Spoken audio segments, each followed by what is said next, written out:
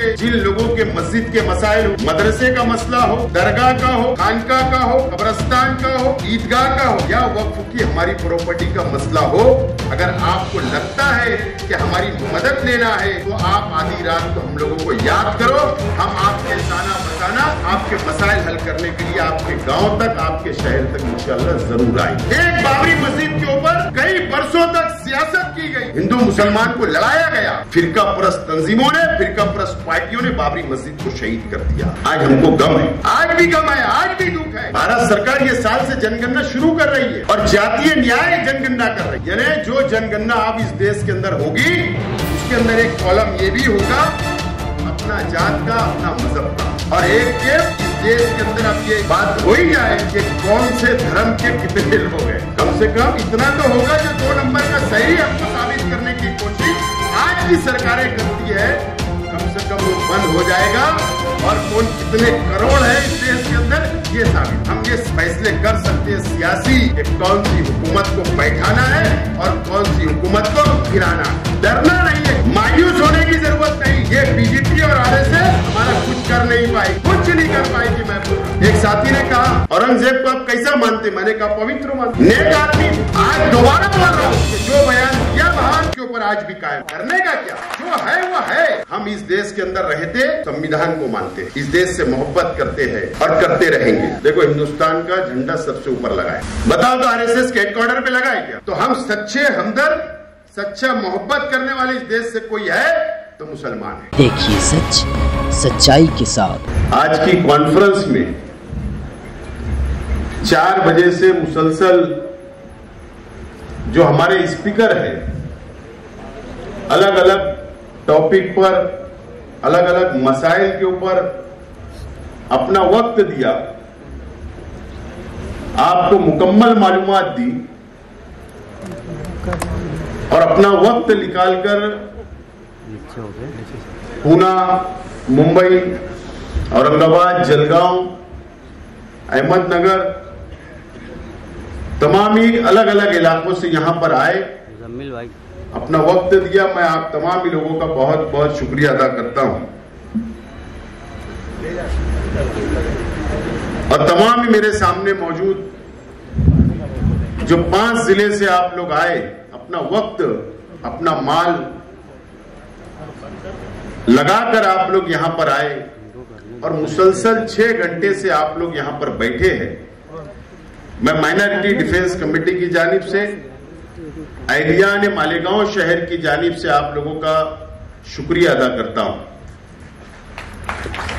और minority defence committee के तमाम ही हमारे अराकीन जो तकरीबन 1.5 महीने से इस कॉन्फ्रेंस को कामयाब बनाने के लिए मेहनत की, जद्दोजहद की और दावतनामा लेकर अलग अलग जिले में गए, अलग अलग ताल्लुके में गए, अलग अलग देहात में गए और मेहनत की, मैं उन तमाम ही साथियों का भी बहुत बहुत शुक्रिया अदा करता हूं। क्या ऐसा ना हो कि ये आज कॉन्फ्रेंस खत्म हो जाएंगे उसके बाद ये सिलसिला बंद हो जाएगा। मैं हम तमाम ही जिम्मेदारान को भी यकीन दिलाता हूं, आप लोगों को भी यकीन दिलाता हूं कि यहां से जाने के बाद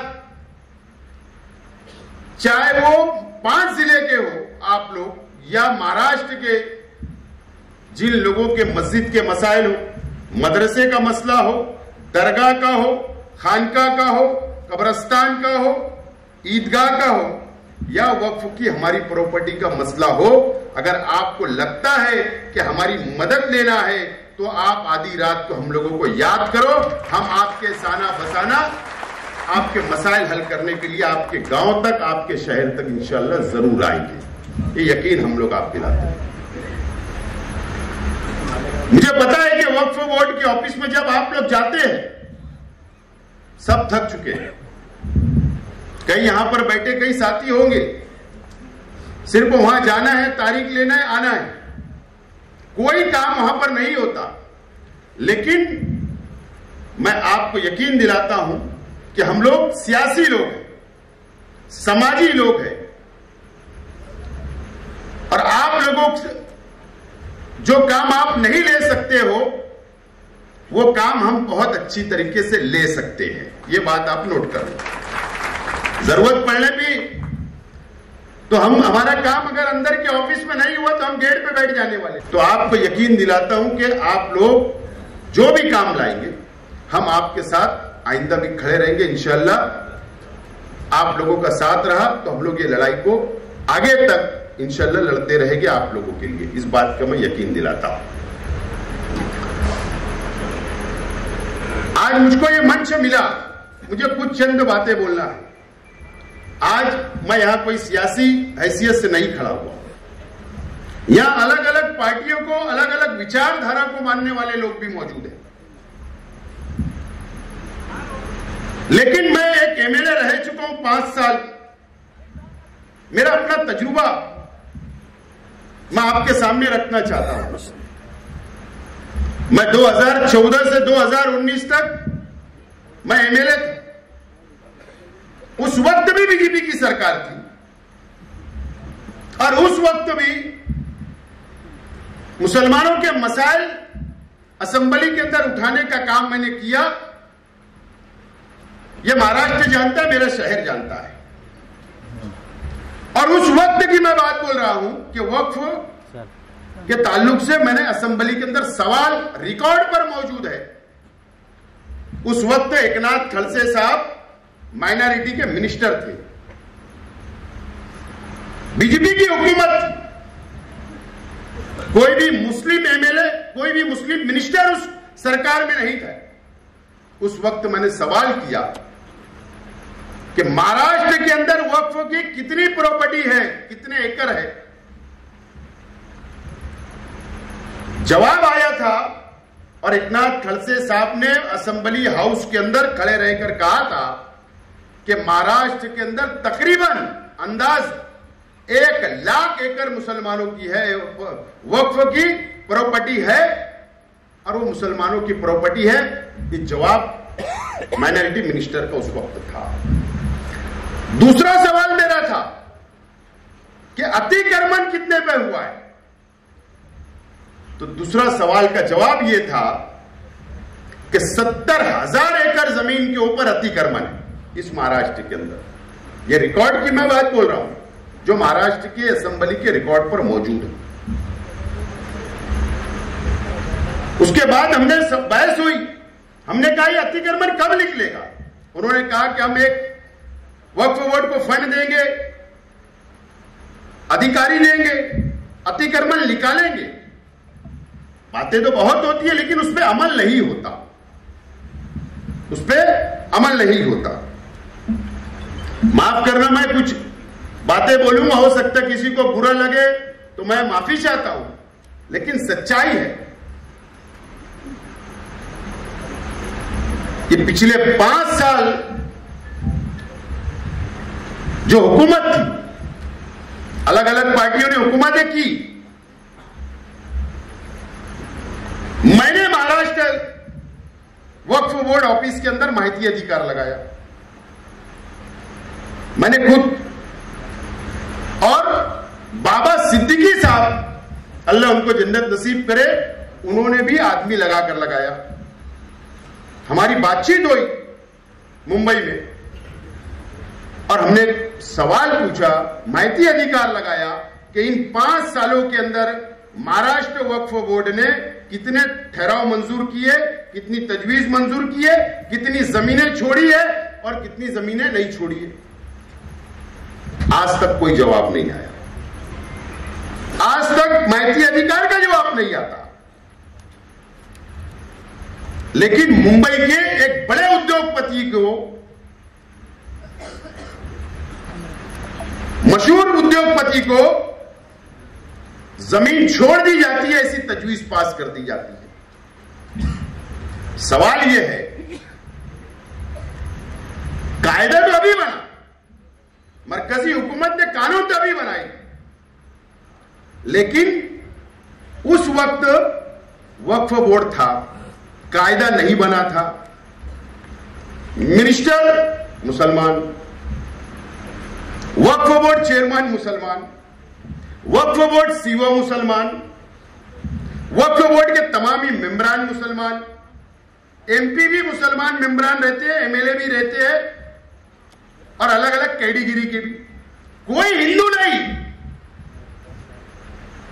फिर क्या वजह है कि उस वक्त भी एक उद्योगपति को करोड़ों की जमीन छोड़ दी गई मुसलमानों की, और ना जाने महाराष्ट्र के अंदर ऐसी कितनी जमीनें तजवीज पास करके छोड़ दी गई। कोई सवाल करने वाला नहीं है, और अगर कोई सवाल करता भी है, मालूमात मांगता भी है, तो उसको जवाब नहीं मिलता। मैं आज कुछ देर के लिए, मैं सियासी नहीं हूं, बहैसियत एक मुसलमान, आप भी सोचिए कि हर पार्टी उस वक्त की बॉडी में महाराष्ट्र की ऐसी कोई भी पार्टी बची हुई नहीं थी जिनका वक्फ बोर्ड के अंदर मेंबर नहीं था। वक्फ बोर्ड के अंदर मेंबर नहीं था, ऐसा नहीं था। हर पार्टी के मेंबर, हर पार्टी के चेयरमैन, अपोजिशन का भी और रूलिंग का भी, एक हम्माम में सब नंगे थे। उसके बावजूद भी तजवीज पास हो जाती और मुसलमानों को धोखा मिलता। और ठीक है, स्टेज लगते तो अलग अलग बातें होती, दुआई दी जाती मुसलमानों की, एक अलग बात है, लेकिन मुसलमानों को धोखे में रखा जाता है। मैं सिर्फ आपको ये बैकग्राउंड समझाने की कोशिश कर रहा हूं कि हमको धोखे में नहीं आना है। अब तो कायदा बदल गया, कायदा बदल गया। आज हम यहां सर जोड़कर बैठे किसके लिए?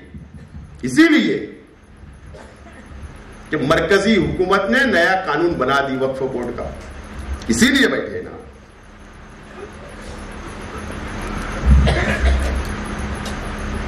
अब हमको, अगर हम बेदार नहीं हुए, मैं एक साफ तौर पर बोलना चाहूंगा, हो सकता थोड़ी कड़वी हो, एक बाबरी मस्जिद को शहीद करने के लिए कई दिन की तहरीक थी, कई दिन की तहरीक थी। एक बाबरी मस्जिद के ऊपर कई वर्षों तक सियासत की गई, हिंदू मुसलमान को लड़ाया गया, लेकिन फिरका परस्त तंजीमों ने, फिरका परस्त पार्टियों ने बाबरी मस्जिद को शहीद कर दिया। आज हमको गम है, आज भी गम है, आज भी दुख है। तो अब बताइए, हम आप खुद सोचिए कि नहीं मिल पाएगा, तो इसके लिए क्या हिकमत अमली हो सकती, वो भी हम लोगों को सोचना है, समझना है। और आपके शहर के जो भी मसाइल है, उसके लिए भी माइनॉरिटी डिफेंस कमेटी को जब भी आप आवाज देंगे, हम सियासत से ऊपर उठकर आप लोगों के काम करने के लिए तैयार हैं। दोस्तों और साथियों,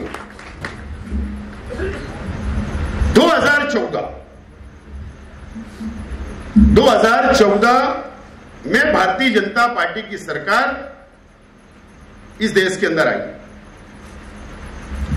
हम बहुत जल्दी भूल जाते हैं, बहुत जल्द भूल जाते हैं। क्या हुआ 2014 के बाद से, क्या क्या हुआ इस देश के अंदर, ये आप लोग समझ लीजिए।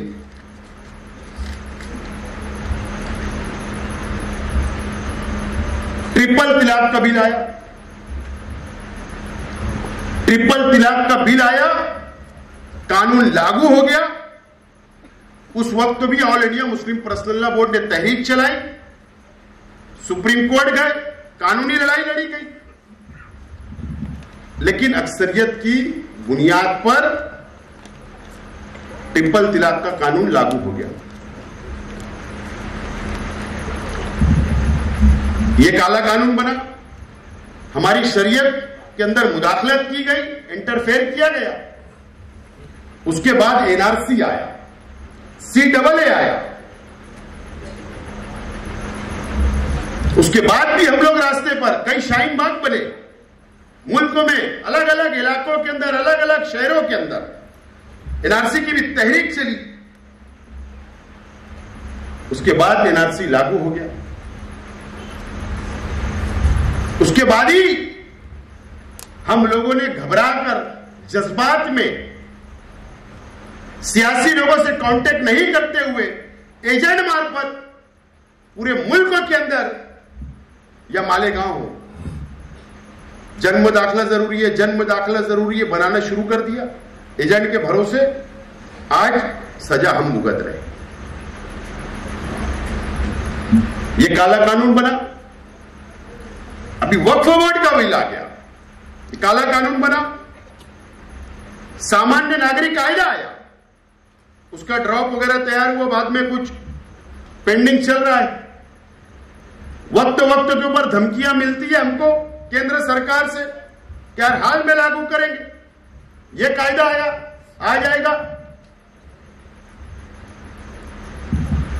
और मैं आज ये तमाम ही जिम्मेदारान की मौजूदगी में, इस मीडिया की मौजूदगी में आप लोगों से मैं गुजारिश करना चाहता हूं। हमने हर काले कानून से लड़ा और लड़ते रहेंगे।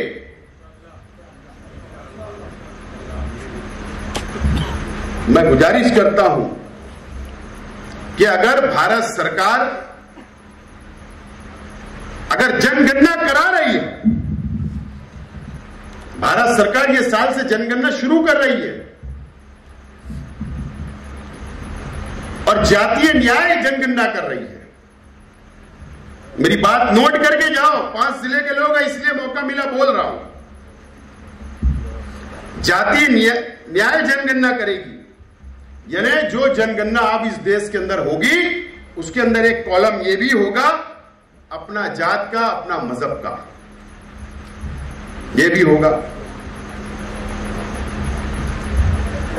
अब हो सकता है वो जातीय न्याय जनगणना जब होगी तो कौन लोग करते हैं, कौन अपने घर तक आते हैं, या ग्राम पंचायत के लोग आएंगे, या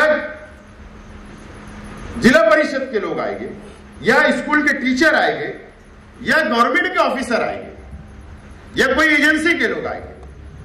आमतौर पर हमको समझता नहीं, आमतौर पर समझता नहीं कि फॉर्म कैसे भरना। वो आएगा, बैठेगा, कितने आदमी हैं, कितनी औरतें हैं, कितने बच्चे हैं, तुम्हारा धर्म क्या है, तुम्हारा मजहब क्या है, तुम्हारी जात क्या है, सब पूछेगा। आमतौर पर कम पढ़े लिखे लोग 4 का नाम बताएंगे, 2 का नहीं, 1 का नाम बताएंगे, 4 का नहीं, मालूमात कम देंगे। डाटा जब चला जाएगा और हो सकता है उसके बाद ये नया फितना लाए और उसके बाद फिर एनआरसी लागू करें। इसके लिए आज से बेदार होने की जरूरत है। जब वो जातीय न्याय जनगणना आएगी तो एक बेदारी मुहिम चलाना है, नौजवानों की फौज खड़ा करना है गांव गांव में, देहात के अंदर, शहर शहर के अंदर, और हमारे मुसलमानों की मदद करना पड़ेगी, मदद। और उसके बाद अगर हमने 100% इसके अंदर कामयाबी हासिल कर लिए, मैं मौलाना उमरान साहब से भी गुजारिश करूंगा कि all India personal law board और अलग अलग दीनी तंजीमें के भी जिम्मेदारान है, वो अपने अपने प्लेटफार्म से पूरे मुल्क के अंदर ये तहरीक अभी से चलाए। और एक टेप इस देश के अंदर अब ये बात हो ही जाए कि कौन से धर्म के कितने लोग हैं। कम से कम हमको 2 नंबर का शायरी बंद तो कर देंगे बोलना, कम से कम इतना तो होगा जो 2 नंबर का शायरी हमको साबित करने की कोशिश आज की सरकारें करती है, कम से कम वो बंद हो जाएगा और कौन कितने करोड़ है इस देश के अंदर ये साबित हो जाएगा। और हमारी भी आंख खुल जाएगी, हमारी भी सियासी बेदारी आ जाएगी। हम ये फैसले कर सकते हैं सियासी कि कौन सी हुकूमत को बैठाना है और कौन सी हुकूमत को गिराना है, ये फैसला हम कर सकते हैं। लेकिन उसके लिए अगर शेख आसिफ यहां भाषण करके अगर आपको मशवरा दे रहा है तो ऐसा चलेगा नहीं। शेख आसिफ को भी इसकी शुरुआत अपने घर से करना पड़ेगी और खुद निकलना पड़ेगा जब ये काम होगा।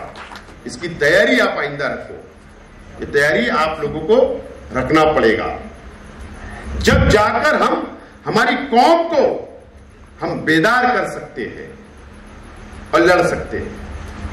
और हम हम तो मालेगांव शहर के अंदर रहते हैं, रोज एक नई मुसीबत हमारे शहर पर आती है, मुसलमानों पे आती है। हमको तो आदत हो गई है, हमको आदत हो गई है। लेकिन 5 जिला, छोटे छोटे देहात, छोटे छोटे गांव, डरना नहीं है किसी से, मायूस होने की जरूरत नहीं। ये बीजेपी और आरएसएस हमारा कुछ कर नहीं पाएगी, कुछ नहीं कर पाएगी। मैं बोल रहा हूं, फिरका परस्त हुकूमत ही नहीं कर पाएगी। सिर्फ हमको कानून का सहारा लेकर चलना है। एक लीगल सेल मजबूत अगर हमने कर लिया तो हम हर लड़ाई इनसे कानून के दायरे के अंदर रहकर ये बीजेपी और आरएसएस से लड़ सकते हैं। मैं जिम्मेदारी से आपको ये बात बोल रहा हूं, हमको तजुर्बा है। और सब ये बीजेपी और आरएसएस की बात सब हिंदू भाई मान लेते, ऐसा नहीं है। अगर आज भी आप वोट परसेंटेज देखेंगे इस देश के अंदर पार्लियामेंट का, तो अपोजिशन को उनसे ज्यादा वोट मिली है। किसने दिया?